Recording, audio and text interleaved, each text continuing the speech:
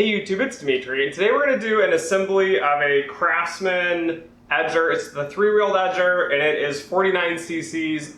This is $199 at Lowe's currently. There's a bigger Craftsman edger that has 4 wheels, but I just thought it was too big, and it's $299, so an extra $100. Don't think I really need one that big, and this one might be a little easier to get in tight spaces around flower beds and whatnot. But today we're just going to show you how to assemble this.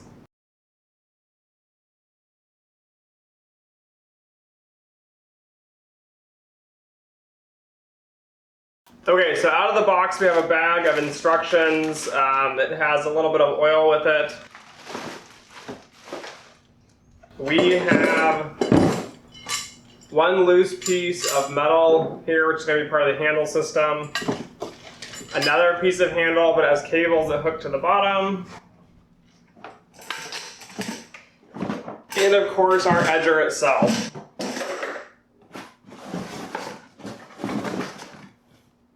So again, here's the little bottle of oil. It's 4-cycle small engine oil. It's 3.04 ounces. It's a little tiny motor, so this little thing of oil will be plenty for this. And then there's this sheet for doing assembly. Looks pretty simple. Again, we have basically 3 parts that need to be put together. So let's just do that real quick.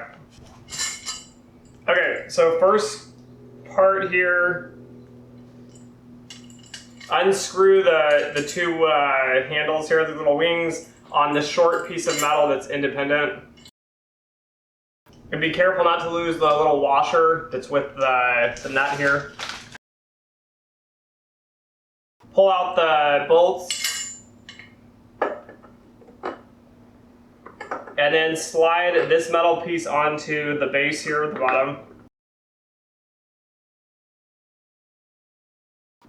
Okay, and if you push it all the way down, the holes won't line up, so you need to pull it up just a little bit. And then take one of the bolts, push it from the head of the bolt on the outside. And then the bolt has a square piece right below the head. Make sure that slides into the body of the metal here on the handle. And the heads are actually shaped oval. Make sure the oval part, the long direction, is going with the handle. So as you can see here, the bolt's in. Again, it's longwise in the oval. If you flip it the other way, it kind of sticks out. It'll go in. There's nothing necessarily wrong with that, but it might kind of stick out and catch on things. So make sure it is turned the right direction. Then just put the washer back on. Take this wing, I guess nut again, and just tighten it on by hand. So mine's a little tight to put on, but it seems to go on fine. It seems not to be cross-threaded.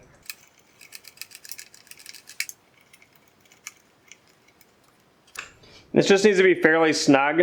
It's just holding on the handle. You can always tighten these down later too if they're not perfect.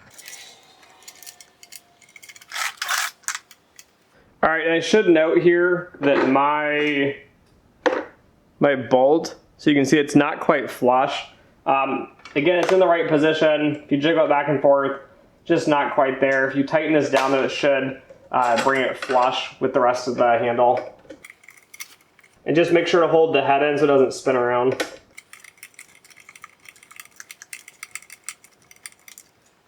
And if you notice here as I'm tightening, the gap between the head and the bar, again, like I said, is going away. All right, now we're gonna do the exact same thing. So let's just turn this. Grab the handle.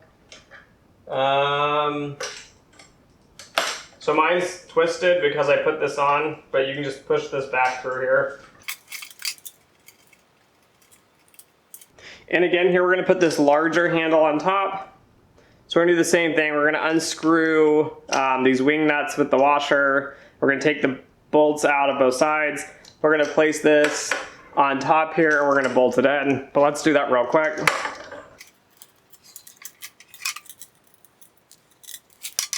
Okay, so when you're putting the handle on, I'll make a note of this. The red piece, right, that you're gonna squeeze, and the handle, so this pointed piece, this should be pointed up. And then just align the handle on the top of the body. And again, try to match these holes up, and then take the bolt that comes with it, slide it through, make sure that the head of the bolt is going this direction so the oval fits nice and neat so this isn't sticking out. Add your washer back onto the end of the bolt, and then take again the wing nut piece and tighten this on.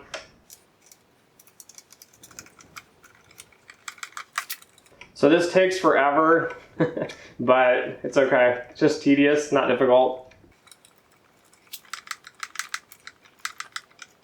And just make sure it's a little snug. Let's flip it around. Now I'll make sure the hole's lined up. Just by looking at it, it's not. I have to actually pull the bar with some pressure. So the easiest way to do this, if it doesn't line up perfectly, is take the bolt, put it in the hole. It's not going to go in because it's hitting the tubing from the inner piece, and then slide it up and push on the bolt a little bit, and then it will start going through the hole.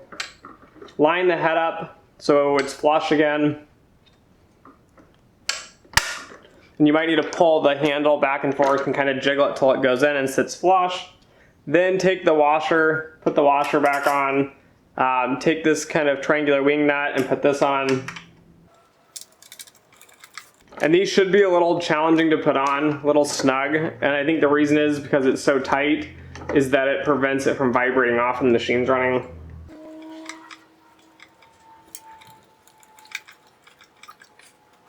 Okay, now spin it around here. You'll see the body of it has a hand starter. Okay, so now the instructions say to take this hand starter here and pull it up and hook it into this gold or I guess bronze loop here. It's not on very tight, kind of jiggles around, but I think that's okay. I think it's how it's supposed to be. You could put it through this top cable constraint, I guess, but I wouldn't do it because these are kind of cheap. So just leave the string straight from the motor to this gold loop at the top. All right, and next we're just gonna spin this around to the side. And down here is a little yellow tab. This is for putting the oil inside of. We're gonna tip this on its side so it's easier. We're just gonna unscrew that little yellow tab. The sticker says still in the upright position. I don't know if that means on the wheels or tipping it over, but this is how we're gonna do it. And it says put in here the maximum fill is 3.04 ounces. This is exactly what comes in the bottle, so no need to worry about fill lines and measuring. Take off the little red cap. It's gonna be sealed shut. Grab some pliers or scissors or something. So these pliers are wire snips, and just trim the end of it. So we're gonna cut this open so there's a hole so the oil can pour out. But first you have to take the little foil seal off. Forgot about that. All right, and then put the cap back on and then we can pour it into the machine.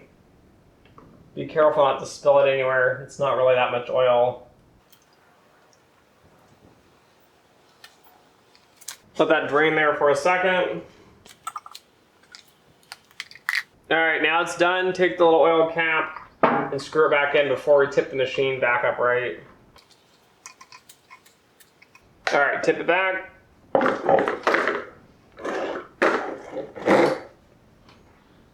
Now we're gonna unscrew this cap and we're gonna add some gasoline, unleaded. Again, this is a 4-cycle engine. They keep iterating this in the directions. Do not add oil, do not add 2-stroke fuel, just pure gasoline. It's a 4-stroke engine. It's best to do this outdoors if possible. And in my case, I don't know how you're gonna pour the gas in with it down so low, especially when I have this giant 5-gallon jug. So we're gonna tip it on its back. And then we're gonna get a funnel here and we're gonna add the gasoline. Okay, so now just fill it up with gasoline. Do this carefully, not to spill.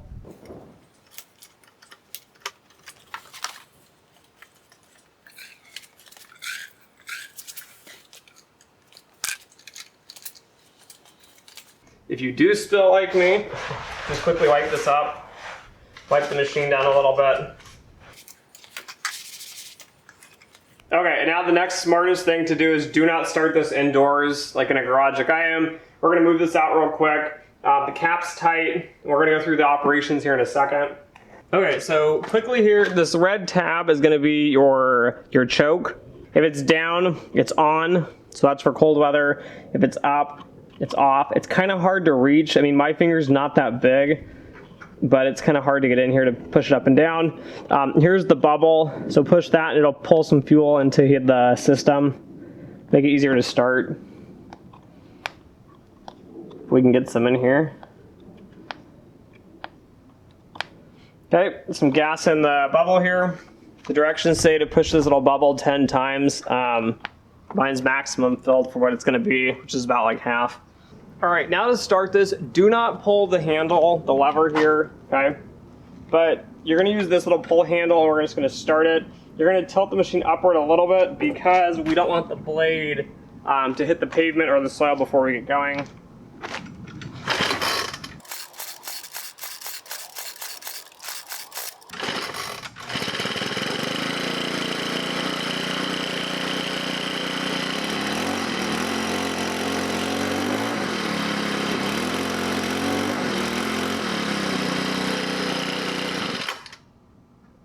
Okay, so it took me a little while to start it with the pull starter from the first start. To kill it, this is actually the kill switch, not the starter switch.